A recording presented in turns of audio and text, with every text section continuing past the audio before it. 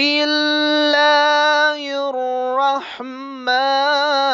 الرحيم قل هو الله بالله من الشيطان الرجيم بسم الله الرحمن الرحيم اللهم صل على محمد وعلى محمد وعجل فرجهم الحمد لله رب العالمين وصلى الله على محمد وآله الطاهرين اما بعد اللهم صل على محمد وآل محمد وعجل فرجهم سامعین محترم، ناظرین کرام، السلام علیکم ورحمۃ اللہ وبرکاتہ۔ یا علی مدد علیہ السلام۔ آج میں سامعین کی خدمت میں ایک انتہائی اہم مسئلہ لے کے حاضر ہوا ہوں، جس کا تعلق یوم عید قربان اور عید قربان میں ہونے والی قربانی کے ساتھ ہے۔ آغاز میں ہی میں بتا دینا چاہتا ہوں کہ ہمارے معاشرے میں سوشل میڈیا کے اوپر اور لوگوں کے درمیان بہت سارے ایسے مسائل ڈسکس کیے جا رہے ہیں جن کا اصلاً فقہی اعتبار سے وجود نہیں ہے، اور ان مسائل کے عام ہونے کی وجہ، ان مسائل کا لوگوں کے درمیان ڈسکس ہونا اور دیگر جو مختلف اس کے پہلو ہیں، ان تمام صورتوں کی جو اصل وجہ ہے وہ میں آپ کی خدمت میں آج پیش کرنا چاہوں گا اور بتاتا چلوں۔ مثلاً آج کل سوشل میڈیا پہ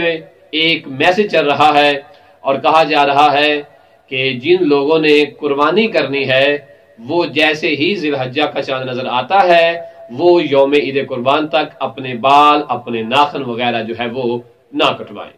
یہ بہت سارے لوگوں نے پوچھا ہے، پرسنل میسج بھی کیے ہیں کہ آیا اس کی شرعی حیثیت کیا ہے، اور یہ میسج بالخصوص ایام ذی الحجہ میں بہت زیادہ جو ہے وہ وائرل ہونا شروع ہو جاتا ہے۔ اصل میں یہاں دیکھیں، ہمارا تعلق چونکہ فقہ جعفریہ سے ہے تو ہمیں سب سے پہلا جو بنیادی کام کرنا ہے وہ یہ ہے کہ ہم یہ جانیں اپنے فقہا اور علماء سے کہ فقہ جعفریہ میں اس کی حیثیت کیا ہے، تاکہ ہم اس بارے میں آگاہ ہو سکیں کہ آیا اس کی کوئی حقیقت بھی ہے یا حقیقت نہیں ہے۔ اس سوال کے جواب کو جاننے سے پہلے ایک اور بات جاننا بہت ضروری ہے، اور وہ یہ ہے کہ یاد رہے قربانی دو طرح کی ہے، ایک واجب قربانی ہے اور ایک مستحب قربانی ہے، اور ان دونوں کی شرائط الگ الگ ہیں۔ ہمارے معاشرے میں چونکہ علمی شعور کم ہونے کی وجہ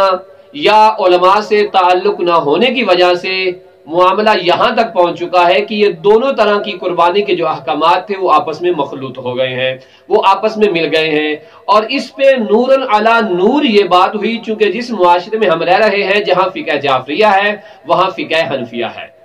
تو فقہ حنفیہ کی بھی بہت ساری چیزیں جو ہے وہ فقہ جعفریہ کے اندر لوگوں نے مخلوط کر دی ہیں، اور نہ جاننے کی وجہ سے ہمارے مومنین کو پتہ نہیں چلتا کہ آیا یہ جو مسئلہ درپیش ہے، یہ جس کے اوپر ہم عمل کر رہے ہیں یا عمل کرنا چاہ رہے ہیں، اس کا تعلق آیا فقہ جعفریہ کے ساتھ ہے یا فقہ حنفیہ کے ساتھ ہے۔ اور بعض دفعہ ایسا بھی ہوتا ہے کہ جب ہم بتاتے ہیں کہ اس فقہی مسئلے میں فقہ جعفریہ کا یہ موقف ہے یا علماء فقہا اس طرح رہ دیتے ہیں تو بہت سارے چہرے، بہت سارے لوگ حیران و پریشان بھی ہو جاتے ہیں، اور بعض مرتبہ مخالفت کرنے میں تل جاتے ہیں کہ ہمارے آباء و اجداد تو اس طرح سے قربانی کرتے رہے ہیں، انہوں نے ہمیں یہ سکھایا ہے۔ اس کی اصل وجہ یہی ہے کہ اگر آج سے ہم 20-25-30 سال پیچھے جاتے ہیں تو اتنا علمی شعور نہیں تھا اور اتنی بالخصوص فقہی اعتبار سے لوگوں کے پاس معلومات نہیں تھی، وہی جو بزرگوں سے باتیں چلی آ رہی تھیں، اور فقہ حنفیہ بھی ہمارے ساتھ تھی اور فقہ جعفریہ کے کچھ لوگ تھے، تو یہ ساری چیزیں آپس میں مخلوط ہو جاتی ہیں، جس کی وجہ سے فقہ حنفیہ کا جو پوائنٹ ہوتا ہے، جو ان کا نظریہ، جو ان کا جو فتویٰ ہے، جو مسئلہ فقہی ہے، وہ ہمارے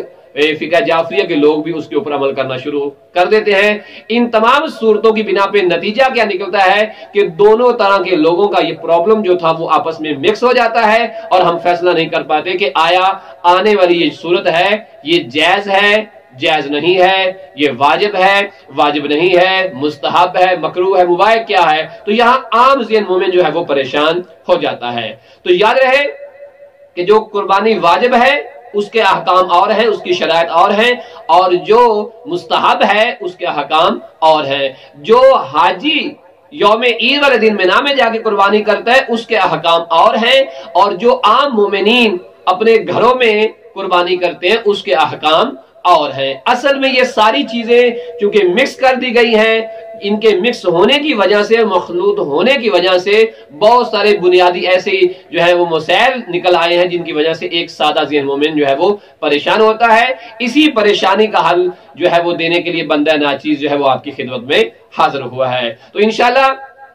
انشاءاللہ آگے جو ہم آپ تک پیغامات پہنچاتے رہے ہیں اور رہیں گے انشاءاللہ تعالی، اس میں اس مکمل موضوع کو ہم تفصیل سے بیان کریں گے۔ اب میں آپ کی خدمت میں پہلے عرض کروں گا کہ آیا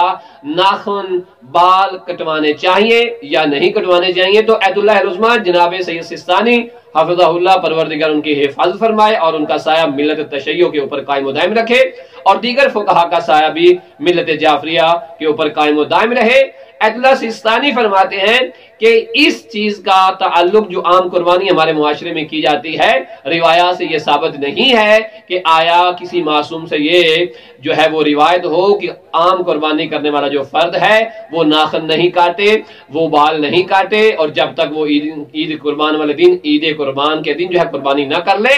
ایسا وہ کہتے ہیں کہ عام لوگوں کے لیے کوئی حکم نہیں ہے جو مستحب قربانی کر رہے ہیں، ایسا کچھ نہیں ہے۔ لہٰذا پھر میں گزارش کروں گا کہ جب یہ میسج پہنچتا ہے تو آپ جواب دیں کہ ہم فقہا سے پوچھیں گے علماء کیا کہتے ہیں، اور علماء نے ہمیں بتایا ہے کہ یہ وائرل ہونے والا میسج کہ آپ ناخن نہیں کاٹیں یہ ہو جائے گا، آپ بال نہیں کاٹیں یہ ہو جائے گا، تو میں نے آپ کی خدمت میں گزارش کر دی ہے کہ ایت اللہ العظمہ جناب سید سستانی نے فرمایا کہ اس کی کوئی حقیقت مستحب قربانی کے ساتھ نہیں ہے۔ والحمدللہ رب العالمین۔ الرحمن الرحيم قل هو